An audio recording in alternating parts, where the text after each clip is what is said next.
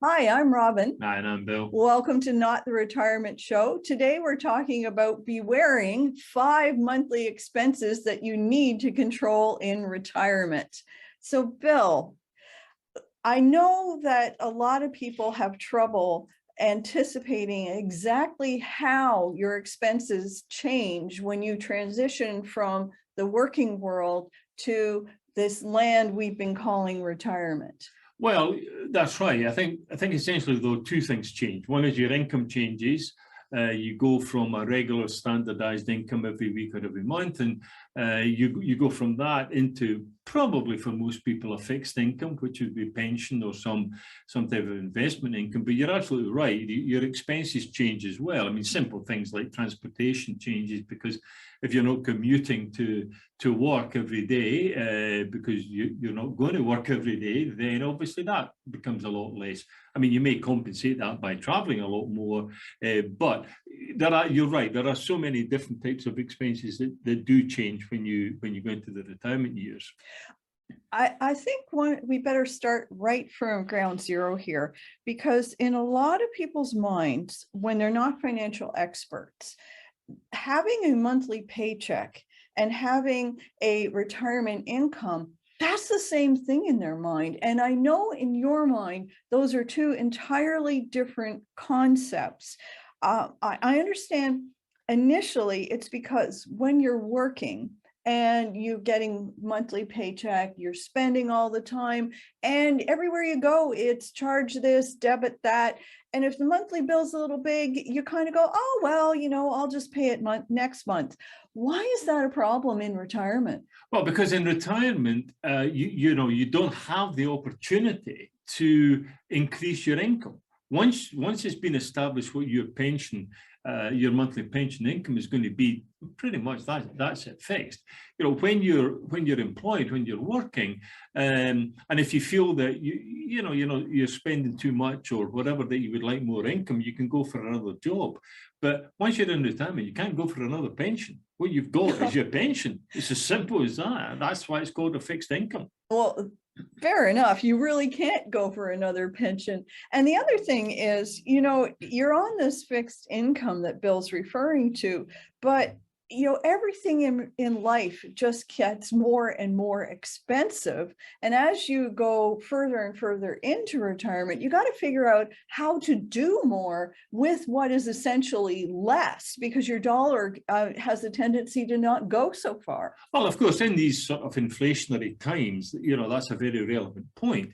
But again, you've got to remember that you're going to be in retirement for a long number of years. So you've got to sort of phase it out or plan it out. That's why we always advocate the use of budgeting. You've got to budget. You've got to have an idea what your income and expenses are going to be. But probably the biggest expense that you face, which is the same when you're employed, is your mortgage or your rent or something like that. And I mean, in an ideal circumstance, if before you retire, you can, as it were, clear off the mortgage and take that monthly expense off the table, you're going to be in pretty good shape. Now, if you rent, then you've kind of got the same principle where you maybe say, look, I'm renting a house that's too big, so we'll kind of downsize. I mean, that's a whole different discussion, granted. But I mean, the whole point about downsizing relative to what we're talking about just now is how much are you spending, on a monthly basis? Absolutely. And the thing here is, if you've been living in one place for a very long time, regardless of whether you rent it or whether you own it outright or whether you own it and you still have a mortgage, maybe it was fine for your monthly budget in the working world, but is it still fine to be living where you're living on your retirement income? Is it taking up a disproportionate amount of your monthly income in retirement? A lot of people get it really dogmatic about, I'm staying where I am. I've been here for 30 years and I'm not moving. But is that a realistic attitude? Is that a smart attitude if you're going to be on a fixed income? Another one that I think a lot of people don't really think about: when you're working and you're really busy, what do we do in this very fast-paced world? We're forever running out for coffee or a sandwich or, heaven forbid, a donut. And we don't really think about the cost of all of that on a monthly basis. And when you're in retirement, if you're used to going out all the time, oh, I'll just stop at the drive-through. I'll just get this. Oh, we'll just get a snack. Oh, we'll get something at the game. That really, really adds up. And it's a case of looking at your lifestyle habit even before you're looking at your monthly budget. Well, I think obviously, you know, one of the other big things that you've got to be careful about and control is your credit card.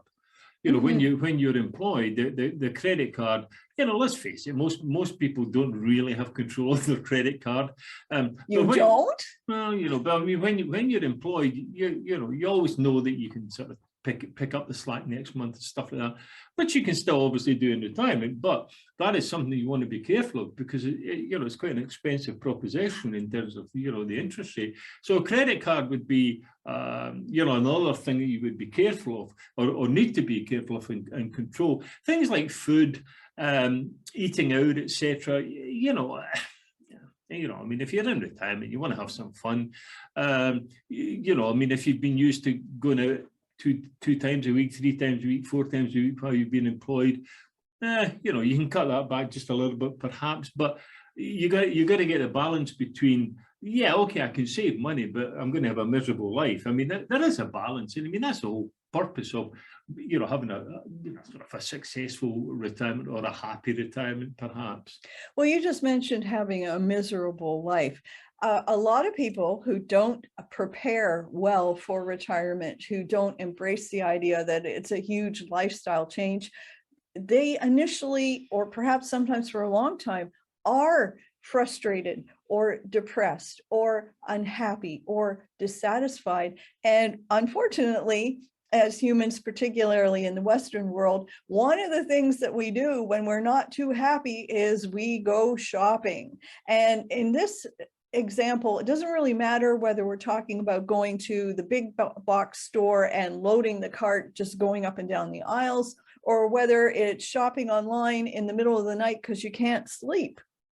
You really do need to take a look at your habits, and you need to add up all of your monthly purchases and just see how much those 2 or 3 things that keep falling into the shopping cart are really costing you. Well, and of course, things like travel, where, you know, you say that you know, in retirement you want to travel more, and nothing wrong with that. That's perfectly fine. You know, do you want to travel first class, or do you want to travel? Do you want to do a cruise every 3 months? Or, you know, there's so many decisions relative to that, you know, some of that stuff is critical simply because of the length of time. You know, you're going to live for 15, 20, 25, 30 years. You've got to get that balanced out. That's obviously where things like your budgeting comes in, and get a stable, you know, a sort of a level of expenses that you can handle. And I know what a lot of you are thinking right now. You're thinking, oh yeah, that's all well and good, but I don't really know how to change. I don't know where to start. This is all just too complicated. Well, we've got a book for that. We actually created a book of Bill's most successful spreadsheets, and we've called our book How to Control Your Expenses. It's pretty simple. It's available on Amazon. We kept the cost really, really super low, so it would be affordable for just about everybody. And inside, there are budget pages and pages for making notes, and you can fill it out every single week.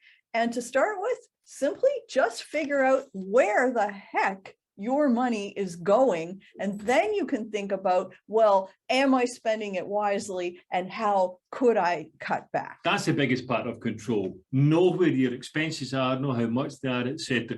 Have that control. Then you can look at the individual expenses, but you've got to know how much you're spending, when you're spending it, where you're spending it, etc. That's the biggest piece of control. Well, we hope you found this a little bit insightful.